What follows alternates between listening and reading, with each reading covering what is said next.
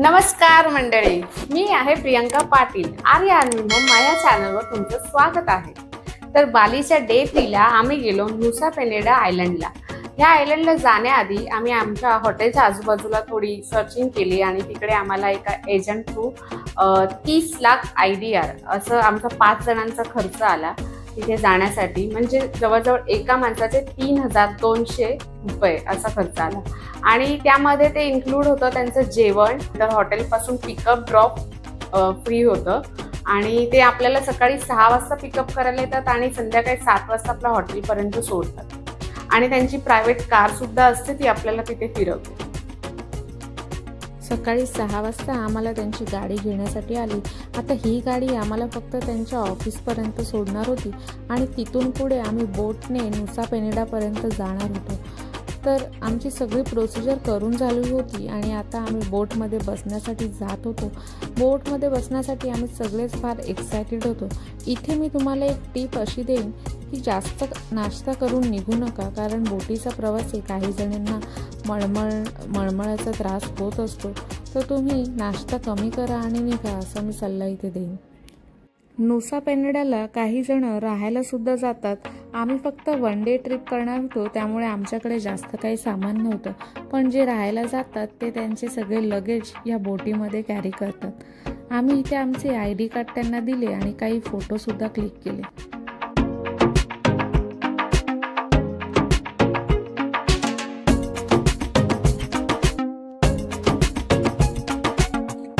अशा प्रकारे आपला नुसा पेनेडाचा प्रवास सुरू झाला आणि मुली तर मस्त समुद्राकडे बघत बसल्या होत्या. त्यांना तर विंडो सीटच भेटली होती. आणि मग तिथे 20 ते 25 मिनिटातच आम्ही पोचलो. तिथे पोचल्यानंतर एक प्रायव्हेट कार आम्हाला घ्यायला येणार होती आणि मग तिथून आम्ही पुढच्या बीचवर जाणार होतो. तर ही होती ती प्रायव्हेट कार आणि हा होता तो driver.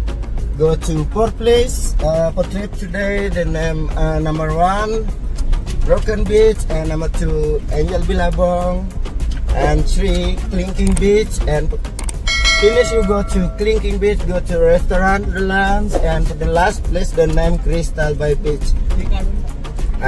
You only have swimming for the Crystal Bay Beach, yeah. Okay, let's have a wonderful day. This drive 30 minutes go to Broken Beach and Angel Billabong. Broken Beach and Angel Billabong, one location. Okay, let's go. हा नुसा पेनेडा island आहे तसा छोटा, पण इथून जात असताना असं वाटत होतं की आपण गाडीने नाही तर चालतच ह्या रस्त्याने जावं. तर आमची फर्स्ट डेस्टिनेशन होती एंजल बिलाबॉंग आणि त्याच्याच 5 मिनिटाच्या अंतरावर होतं ब्रोकन बीच.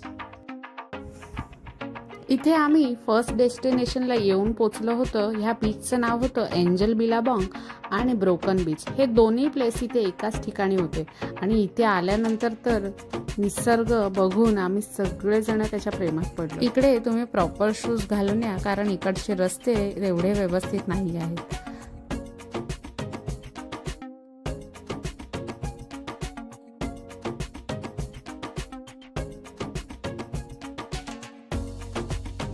पाण्याचा तो निळसर रंग आणि त्या पांढऱ्या शुभ्र लाटा, हे सगळं बघून अगदी रिलॅक्स वाटत होतं. तिथे ऊन खूप होतं, पण तरीही हे सगळं देखावं बघून आम्हाला एकदम रिलॅक्स वाटत होतं. तिथूनच पुढे पायऱ्या उतरत आम्ही पुढे गेलो आणि तिथे फोटो काढण्यासाठी एक मस्त असा पॉइंट होता. मग आम्ही तिकडे गेलो आणि बघितलं तर थोडी लाईन होती. आम्ही 1 बाय 1 जाऊन फोटो काढले.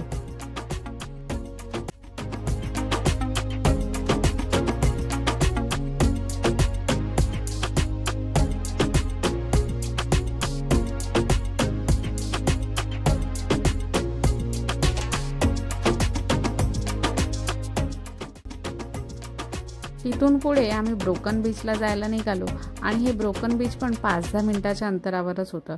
तिथे जाऊन सुद्धा फोटो काढावं इतकं छान दृश्य दिसत होतं आणि हे सगळे नजारे मनात साठवून ठेवावे असेच दिसत होते.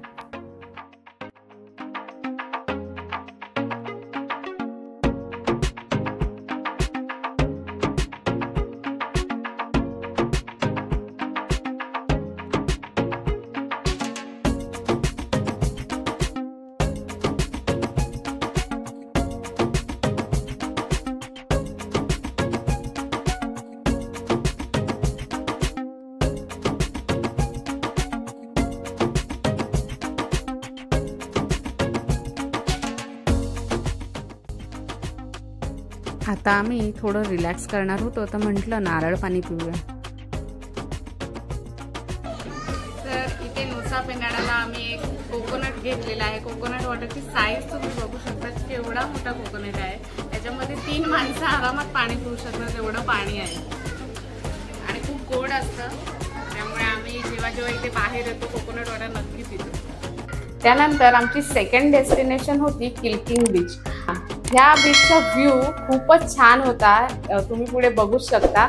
आणि ह्या बीचमध्ये एक ट्रेकचा रस्ता होता जिथे आपण खाली उतरून पूर्ण एक माउंटेन उतरून खाली जाऊ शकतो। जवळजवळ 1.5 तास लागतात त्याला।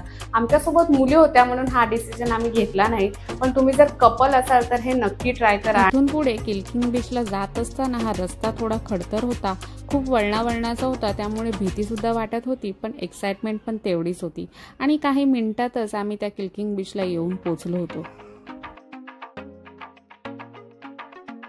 इथे मी तुम्हाला एक टिप अशी देईन की इथे ऊन खूप असतं, त्यामुळे तुमची सनस्क्रीन, कॅप, मुलांच्या सनस्क्रीन हे सगळं नक्की कॅरी करा।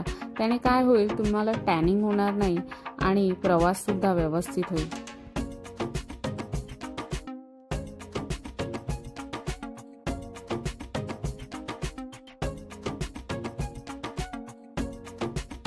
इकडचा व्ह्यू तर एकदमच छान होता, म्हणजे निळभोर पाणी, त्या पांढऱ्या शुभ्र लाटा आणि तो माउंटेन म्हणजे तो आयलँड, हे सगळं असं छान दिसत होतं की असं वाटत होतं तिथेच तासनतास बसून राहावं। इथे सुद्धा आम्ही काही फोटो क्लिक केले, काही रील्स बनवल्या।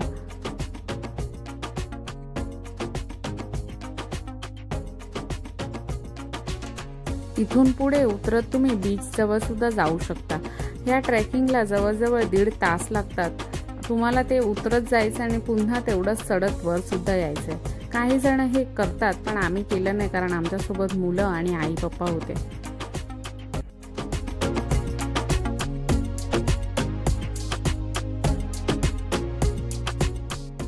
आर्या आणि अन्वीचे चालून चालून पाय खूप दुखायला लागले। मग पप्पा आणि काकाने त्यांना असे उचलून घेतले आणि आम्ही पुढच्या प्रवासाला निघालो।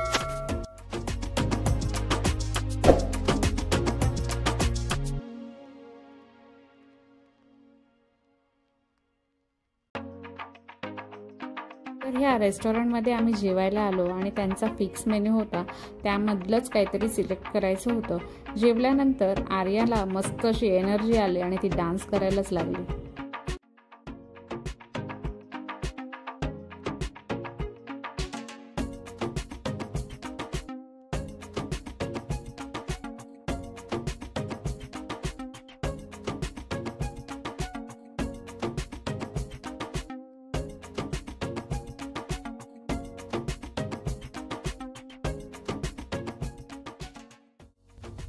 जेवल्यानंतर आम्ही गेलो क्रिस्टल बीचला।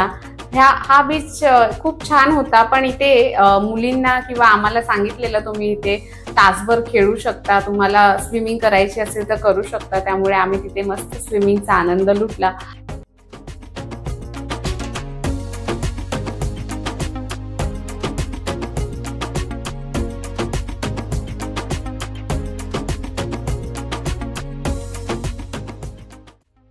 आणि हा होता तो क्रिस्टल बीच, जो होता शेवटचा पॉईंट। आणि इथे तुम्ही स्नॉर्कलिंग करू शकता, स्विमिंग करू शकता, बोटिंग करू शकता, असे बरेच ऑप्शन होते। पाणी बघताच मुली तर स्विमिंग करायला सुटल्या, त्यांनी तर कपडे सुद्धा चेंज केले नाही। आम्ही एक शेड घेतली होती, तिथे मस्त बसून रिलॅक्स करत होतो।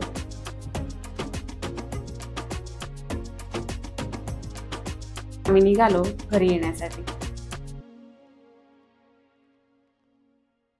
तर आम्ही पुन्हा त्याच बोटीने परतीच्या प्रवासाला निघालो आणि तिकडे जवळजवळ 7 वाजले आम्हाला आमच्या हॉटेलच्या रूमवर पोचायला। ह्या बोटीने आम्हाला त्या ऑफिसपर्यंत सोडलं आणि तिथून पुढे त्यांच्या प्रायव्हेट कारने आम्हाला हॉटेलपर्यंत सोडलं। तर मंडळी, असा होता आपला बालीचा डे 3। तुम्हाला कसा वाटला हे नक्की कळवा। आपल्या चॅनलला लाईक, शेअर आणि सबस्क्राईब करायला विसरू नका। तर भेटूया पुढच्या ब्लॉगमध्ये, तोपर्यंत बाय।